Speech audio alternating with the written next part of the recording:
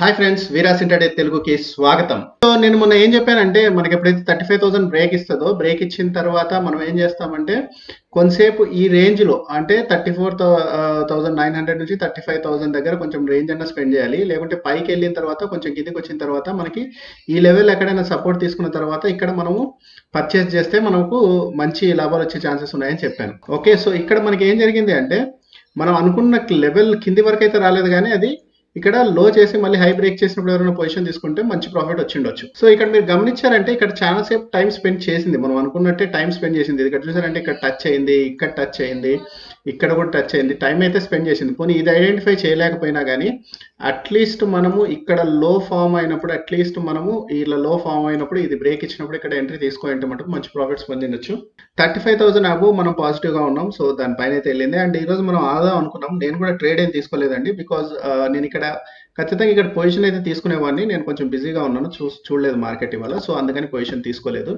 So ఇప్పుడు తర్వాత ఏంటి మన ప్లానింగ్ అని చెప్పాను మీకు. 35,500 పైన అది ట్రేడ్ కావడం మొదలు పెట్టింది అంటే మనకి కంప్లీట్ అప్ ట్రెండ్లోకి పోయినట్టు అని చెప్పాను. సో ఇప్పుడు మనకు ఆల్మోస్ట్ ఆల్ 35,354 అరౌండ్ 400 దాకా కూడా వెళ్ళింది అనుకుంటాను.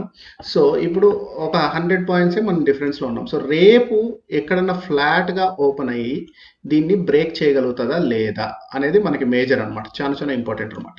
దీన్ని బ్రేక్ చేసిన తర్వాత ఎక్కువ కిందికి రాకుండా పైనే టైం స్పెండ్ చేసినా కానీ, ఆర్ ఎల్స్ కిందికి వచ్చినా కానీ, ఒకవేళ కిందికి వచ్చినా కానీ మళ్ళీ ఏమైంది, మళ్ళీ పైకి వెళ్ళి మనకి దీన్ని క్రాస్ చేస్తే ఎనీ సినారియోలో అంటే కొంచెం టైం స్పెండ్ చేసినా కానీ 35,000 పైన, లేకుంటే బ్రేక్ ఇచ్చిన తర్వాత కొంచెం రెడ్ క్యాండిల్ ఫామ్ అయ్యి వెంటనే బ్రేక్ ఇచ్చినా కానీ మనం ఏం చేస్తామంటే పొజిషన్ అనేది బై సైడ్ అనేది మనం ఈజీగా తీసుకోవచ్చు. ఓకే, స్లైట్ గ్యాప్ అప్ వచ్చి కూడా ఇది కావచ్చు, కొంచెం గ్యాప్ అప్ వచ్చి కూడా మనకి ఇక్కడ బ్రేక్ ఇచ్చేయచ్చు.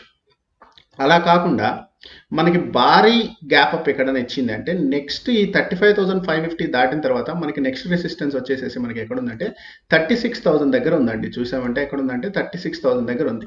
సో ఈ పైన 35,550 పైన డైరెక్ట్గా ఓపెన్ అయిపోయి 36,000 మధ్యలో ఎక్కడైనా ఓపెన్ అయిపోయి, లేదా 36,000 కింద దగ్గరలో ఎక్కడైనా ఓపెన్ ఈ 36,000ని టచ్ చేసిందంటే ఇది రెసిస్టెన్స్గా యాక్ట్ చేసే ఛాన్సెస్ ఉన్నాయి. సో మార్కెట్ ప్రైస్ అనేది కొంచెం కిందికి వచ్చిన తర్వాత, సో ఇక్కడ ఎవరైనా రిట్రేస్మెంట్ మీద కొంచెం టెక్నికల్గా స్ట్రాంగ్ పర్సన్స్ ఎవరైనా ఉంటే, అంటే కొంచెం ప్రాక్టీస్ ఉంటే ఇక్కడ సెల్ పొజిషన్స్ తీసుకోవచ్చు. అంటే మనకి ఈ 35,550 నుంచి 36,000 మధ్యలో ఎక్కడైనా ఓపెన్ అయ్యి అక్కడ మనకి లోయర్ లోస్ ఫామ్ అయితే మీరు ఎక్స్పర్ట్ ట్రేడర్ అయితే మీరు పొజిషన్స్ తీసుకోవచ్చు.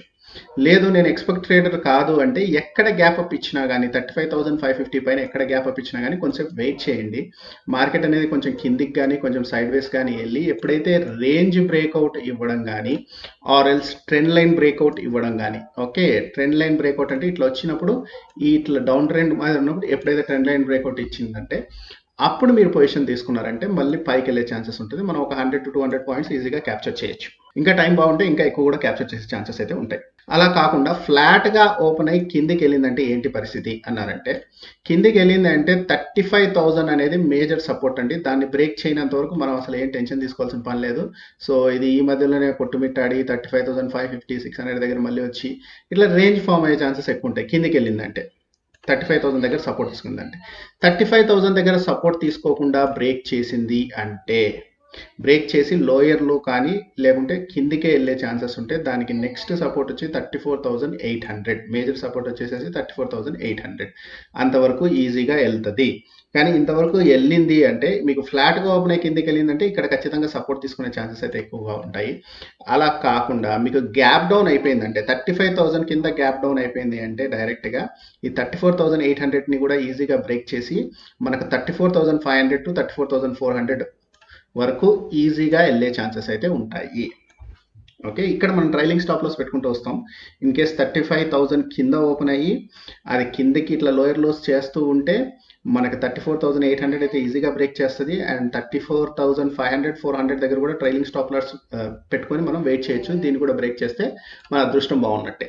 ఇది గ్యాప్ డౌన్ అయితే మాత్రమే, అది కూడా 35,000 కింద గ్యాప్ డౌన్ అయితే. 35,000 పైన ఎక్కడ గ్యాప్ డౌన్ అయినా కానీ నాకు తెలిసి ఇక్కడ 34,800 అనేది రెసిస్టెన్స్గా పనిచేయాలి. ఎనీవేస్ 35,000 కొంచెం బ్రేక్ అయ్యింది అంటే కొంచెం నెగిటివ్ సైడ్ బయాస్ పెట్టుకొని ట్రేడ్ చేయడమే మంచిది మనం. సో అది బ్రేక్ చేయనంత వరకు we are good on bull side. అంటే బై సైడ్ మనం స్ట్రాంగ్గా మార్కెట్ ఉన్నట్టు మనం అనుకోవచ్చు. ఇంకా నిఫ్టీలోకి వచ్చి చూసామంటే ఇప్పుడు మనము నిఫ్టీలో మెయిన్ వచ్చేసేసి రేపు ఫ్లాట్గా ఓపెన్ అయ్యి 16,280 16,300 అని మొన్న కూడా చెప్పాను. 16,300 ఇది బ్రేక్ చేసిన వెంటనే మీరు ఏం చేస్తారంటే ఇట్లా ఎక్కడైనా ఫామ్ అయిన వెంటనే మీరు పొజిషన్ అనేది తీసుకోవచ్చు. సో ఇక్కడ పొజిషన్ అనేది తీసుకున్నామంటే ఇది ఈజీగా 16,400కి అయితే ఈజీగా వెళ్తుంది. ఓకే, సో దీన్ని కూడా బ్రేక్ చేస్తే 16,500 కూడా వెళ్ళే ఛాన్సెస్ ఉన్నాయి ఫ్లాట్గా ఓపెన్ అయితే. బట్ ఫ్లాట్గా ఓపెన్ కాకుండా గ్యాప్ అప్ ఎక్కడైనా ఓపెన్ అయిందంటే 16,300 నుంచి 16,400 మధ్యలో ఎక్కడైనా గ్యాప్ అప్ ఓపెన్ అయింది అంటే ఫస్ట్ నేను చెప్పేది ఏంటంటే మీకు కొంచెం కిందికి రానివ్వండి.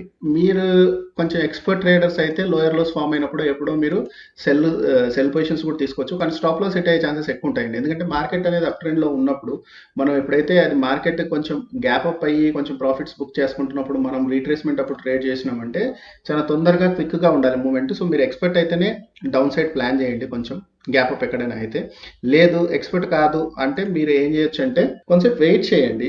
సో ఇట్లా మనకు కొంచెం కిందికి వచ్చిన తర్వాత trend line breakout or range breakout అంటే ఒక రేంజ్ మాదిరి ఫామ్ అయ్యింది అనుకోండి.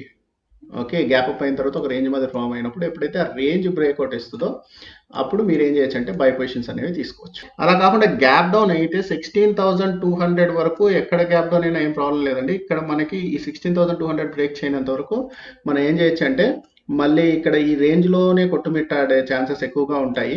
సో గ్యాప్ డౌన్ అయ్యి ఇక్కడ సపోర్ట్ తీసుకొని పైకి వస్తుంటే కొంచెం వెయిట్ చేయడమే బెస్ట్. అలా కాకుండా 16,200 అనేది బ్రేక్ చేసింది అంటే డైరెక్ట్గా గ్యాప్ డౌన్ ఇక్కడ అయిపోయి 16,200 బ్రేక్ చేసింది అంటే మనం ఏం చేయాలంటే వెంటనే పొజిషన్ తీసుకోవచ్చు. 16,100 ఈజీగా వెళ్తుంది. ఇది కూడా బ్రేక్ చేస్తే 16,050 ఆర్ 16,000 కూడా వెళ్ళే ఛాన్సెస్. అలా కాకుండా ఫ్లాట్గా ఓపెన్ అయ్యి కిందికి వచ్చింది అంటే మళ్ళీ యాజ్ ఇట్ ఈజ్ అండి బ్యాంక్ నిఫ్టీ మాదిరి ఈ రేంజ్లో ఉండే ఛాన్సెస్ ఉన్నాయి. మాక్సిమం అది 16,150కి వెళ్తుంది, వెళ్ళి ఈ రేంజ్లోనే ఉండే ఛాన్సెస్ ఎక్కువగా ఉంటాయి మనకి. సో అది ఫ్రెండ్స్, ఇప్పుడు సింపుల్గా ఉంది మార్కెట్. మొన్న కొంచెం కాంప్లికేటెడ్గా అనిపించింది, అందుకే ఒకరోజు వెయిట్ చేయమన్నాను. ఇప్పుడు ఎవరైతే వెయిట్ చేశారో ట్రేడ్ పొజిషన్ ఏం తీసుకోలేదో వాళ్ళు ఇప్పుడు ఈజీగా ట్రేడ్ పొజిషన్ తీసుకోవడానికి స్కోప్ ఉంది. సో మళ్ళీ రేపటి అనాలిసిస్తో మళ్ళీ మీ ముందు ఉంటాను. అంతవరకు సెలవు, బాయ్.